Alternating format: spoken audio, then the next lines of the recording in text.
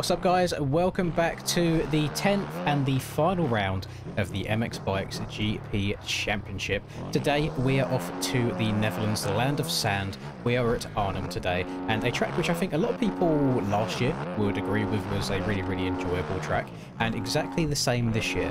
Now, I'm going to try and get my hating out of the way early, and this isn't about the track, this is purely about Beta 20. You'll see on, I think, 2 different occasions throughout these little preview laps that I go through some tough blocks offside the track.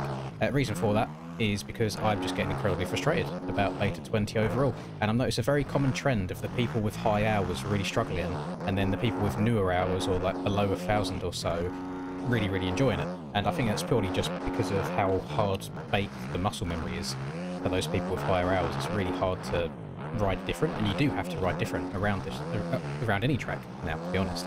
If you want a little bit of advice to stop yourself from having any lovely weird physics and stop the bike from randomly sliding out and standing itself up in corners, just stand up and lean forwards in every corner. That is basically all there is to it now, and duct tape the right trigger down. And the reason that I'm getting a little bit frustrated is because the changes that have been made make no sense in my mind.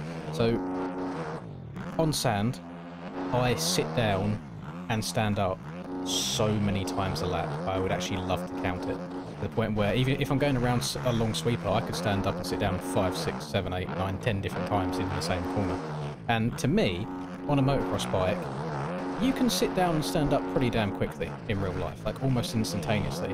So the fact that we now have this really weird delay from when you press the button and he slowly sits and he slowly stands back up again can be really frustrating. So if on sand especially, if you've got a little double into a corner, and say usually you jump that double into the corner and then you're sitting down in the air, leant over, ready to get into that rut straight away and accelerate, the corner I'm coming up to now, you double into the inside as like the fast line, little pro tip for Linda. If you try and do that now, you have to sit down or hold the sit down button the nanosecond you take off that double for you to even be ready to sit down for the corner. And there's a lot of like pre-planning now, which I don't think makes much sense, because in my mind motocross is quite a, whilst you can plan what ruts you want to go in or what lines you want to take, it's quite a reactive sport. You know, you're instantly trying to correct the bike underneath you and any little bump or anything that happens. So to have that delay is quite frustrating for me right now, and I'm just struggling in general with the turning. Things feel a lot looser. I would say that the Yamaha is now even more of a meta than it was in the first place because of how well it tracks compared to the KTM that I'm on right here, which is just so loose now, it's unreal. It feels like the weight is up in your head and it just flops side to side if you're trying to turn left and then turn right really quickly one after the other. And I've had it even coming out of some of these corners on this track where like the left-hander before the finish line, rail around the outside, go to stand the bike up, and it will actually start going right. It will go the other way. It will go past just coming up right. So I'm just trying to get my head around things like that. So I apologise if these aren't the most amazing laps in the world, especially the third-person lap. That's a bit of a painful one. But at the very end of these laps, I put in a hot lap, which was my second attempt at a hot lap, and I thought it was decent. You know, you can learn some lines and things like that there, like the bike stood itself upright and then struggled to get going again. I am struggling quite a bit. But I've realised I've now been talking 3.5 minutes. We haven't even spoken about the track yet. So, Arnhem, sand track. I have put in aerial chat about a minute before I pressed the record button on this video.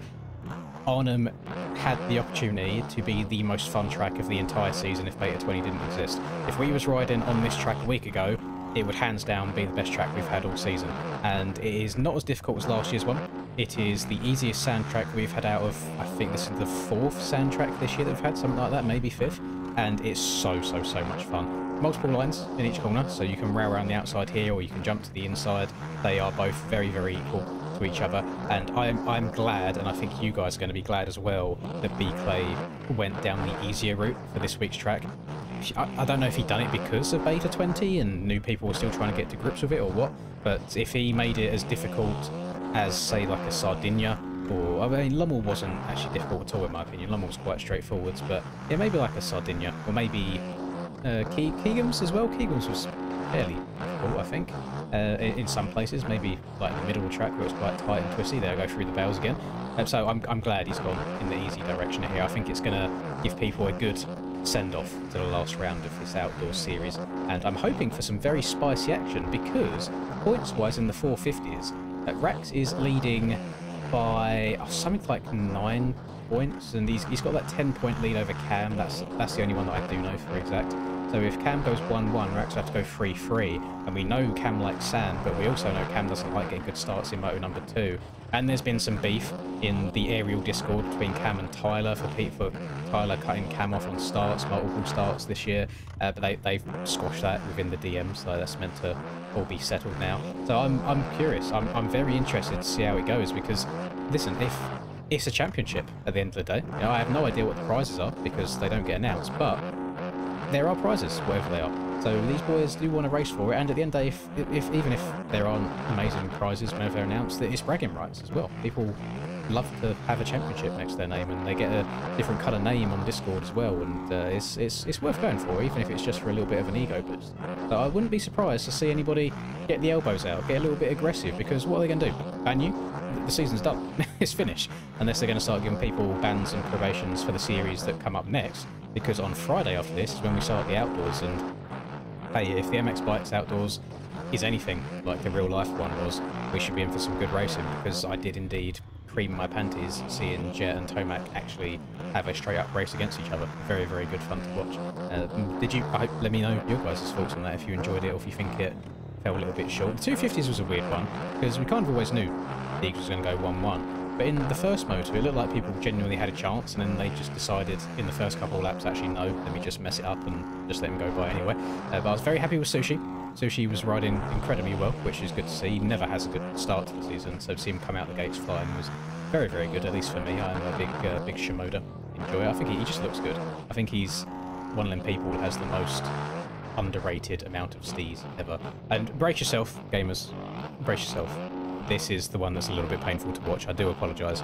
Me in third person, especially with these new animations and physics, it's not a pretty sight. I was just trying to tiptoe around the track to make sure I didn't crash. That was my big thing. I just didn't want to fall off, because this was my first attempt at getting like those 4 or 5 laps in for the video as well. I'd done maybe 10 or so before this, but it's always difficult trying to put in 4 or 5 clean laps whilst taking different lines in every corner as well.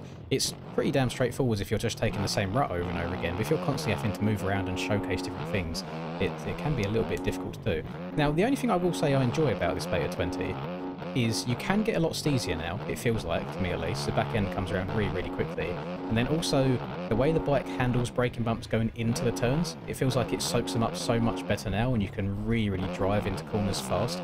It's then everything else that I've been really struggling with quite a lot. But thankfully, I'm not the one that has to go and try and sand surf for 2 lots of 35 minutes, so I get to sit in the booth and have a jolly old time, and hope to see you all there. Again, I do appreciate all the support we've had over all of the outdoors rounds this year. It really has meant the most to me, especially as my first season trying the whole commentating thing out.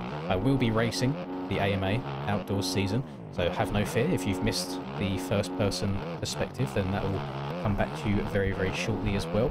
And I'm interested to see what state the game's going to be in now by the time that outdoor starts, because I'm seeing that they're looking to put a Beta 20B out to change the sit-stand speed, so I think that's going to be reverted, which will be really nice. And then it's just something else with like the slow standing speed, the slow auto sit that the game has as well. We'll see what happens there. And just as I'm watching this back, so how this works is I record the lap separately. This is my hot lap, by the way. Feel free to pick up any lines. The only line you shouldn't take is right here.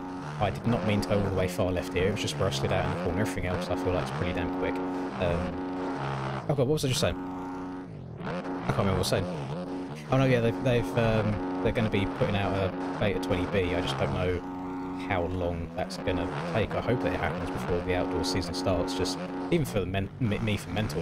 And I've realised watching this back, so I record the laps, then I come in and talk in the editing software afterwards. It looks a little bit on the grainy side in terms of recording quality, and I don't think I've changed anything, so I'm hoping when it all gets rendered out it still looks okay. If it is a little bit more grainy or blurry than usual, then please do let me know. I don't know if it's just me having a little bit of a placebo effect, maybe. I mean, it's quite late. It's 1:15 as I'm recording this right now, so maybe my eyes have had enough for the day and they just want to go and rest my weary head, get some shut-eye, let my body try and heal some more, because I've said it many, many times, where I injured myself last weekend riding, I thought I would heal a lot quicker than I am, but my left thumb is getting worse day by day. There's no bruising or swelling, so no idea what's gone on there. And then also my hip slash ribs on my right side.